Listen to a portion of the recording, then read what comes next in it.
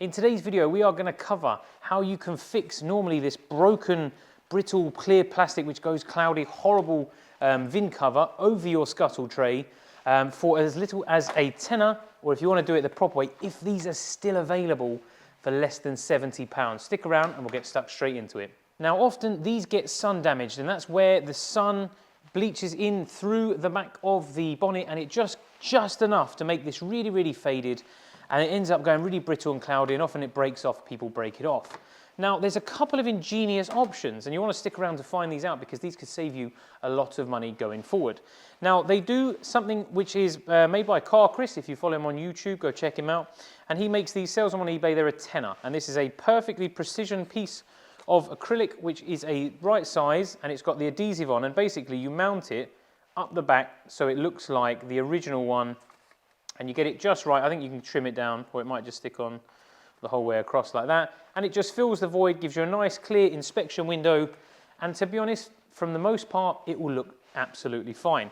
Now, if you're a purist, you may want to try and get a new one. Now, the caveat I will say with this is they're not that readily available. When I bought this was £69.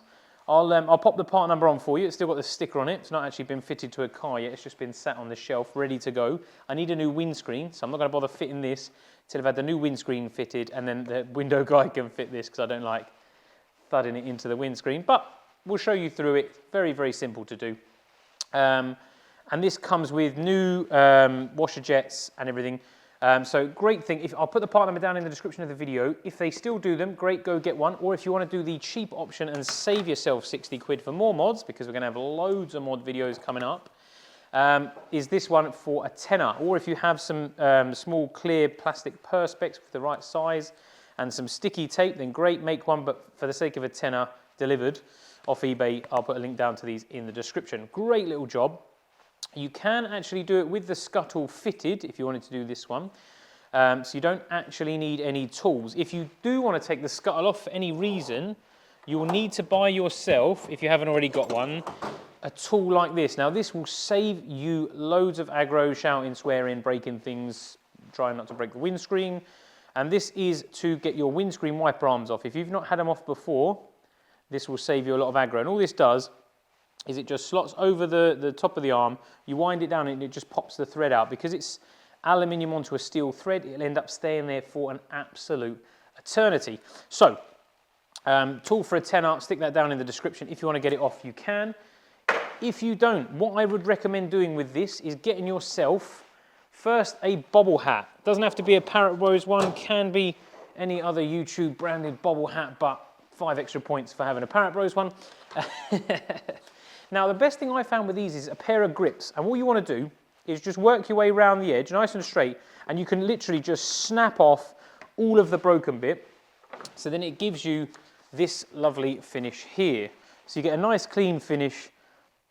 You can't really see any, I mean, you could take some paper to that and just give it, or a knife, and just give it a small slice up, just to get it super, super clear. And then once it's on the car, once it's sort of cleared, if you've got it on the car, all you need to do, we'll take these out of the way for a second, is you want to pull this rubber off. Now, this rubber, I will bust a myth quickly, always seems too short. Doesn't matter whether you get one new or it's old. This one's actually still in pretty good condition because it's still one-ish piece. But these always seem to be about 10 or 15 mil too short. So you'll put it on tight at this end, and then by the time you get to the other end, you're falling short and you're thinking, how the heck am I going to do that? But just, you'll get a thing of it. They're not really joined at the side, and they've got metal in, so they're quite stiff, but we'll suss that one out in a minute. What you can do now is this will allow you to just lift it up enough, just like that. Let's get a close-up, shall we?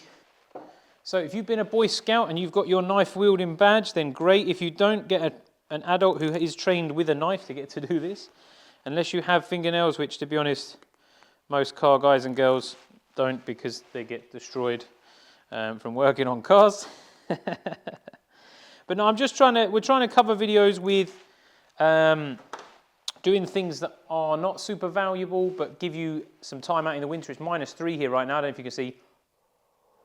See my breath, it's -3. I haven't got the heater on just so I can do the perfect videos for you guys. Now, what you want to do is you can, if you want, get something just to prop it up. Don't go too far because you'll end up breaking it, but just put some grip handles in there or something like that, and that just allows you to have it up. And then you can just push this back into there and just get it flush with the sides. And these are a great fit, nice cut. Get it flush with the sides there. And then just squeeze, get it in and on. And then I would recommend probably putting a little bit of heat on it, but then you can drop it back down and just give it a good push all the way around. And that is it. The VIN cover is complete. You can stick it on either side. It's definitely going to look better underneath because you won't see the adhesive, but it is clear. So just a nice little mod. If anyone looks under your engine bay now, they're not going to look and go, oh, look at that horrible perspex, all brittle and all looking minging. This one you can clean up really nice, really easy, super simple to do. If it's not broken, don't fix it. I think for a tenner, that is absolutely perfect. Now, other options, you can actually buy a billet aluminium one, which is a plate that slides in there, which is anodized with your, like, how do they call it? Engraved with your number actually in, which is pretty cool. You can have something written on it, like if it's a special edition QS or something. And then we'll just throw this back on. Like I said, start at one end. I guarantee it'll be too short by the time you get to the other. This isn't an original one. This is a Metzler one, so someone has fitted it in a later life. Let's see how short it is. Yeah, see, look, it falls just short there, look. Probably 10 mil, so that's pushing down past. What you want to do, you can do one of two things. Cut it, or if you just sort of stretch it and give it a little bit of a tug, it will come. There you go, look. That's on both ends there, nice and stretched. It's not you, you're not going mental. They do feel a tiny bit too small. Now, whilst we're doing the Scuttle, I thought I'd throw in a little bonus extra one. I've already done a video on this, so I won't do a full how-to guide, but that coolant bottle honestly does my nutting. For heat damage, exactly the same thing. It is absolutely orange. Let me go and grab another one just to give you an idea of what they look like old and new. Removing the cover really shows the difference between old and new. Now, this is the original one that came with the car when I bought it. Doesn't mean it's the original one ever. I would guess take a guess and say it's probably not. This is one that I removed off of my Noggy, which I replaced a couple of years ago. And as you can see, there's quite a bit of staining on it. This is a brand new one, which was less than 15 quid. So again, bringing you the cheap fixes. And now I know you're only going to see literally 20% of it, because by the time you've put it into here, that's how it sits. You're going to see that much of it, but you can still see that orange horribleness through it. Whereas if you've got a lovely new one, look at that. We're going to do a separate video about caps and engine dress. This is a bit of a series. There's probably going to be about 5 or 6 videos over the winter.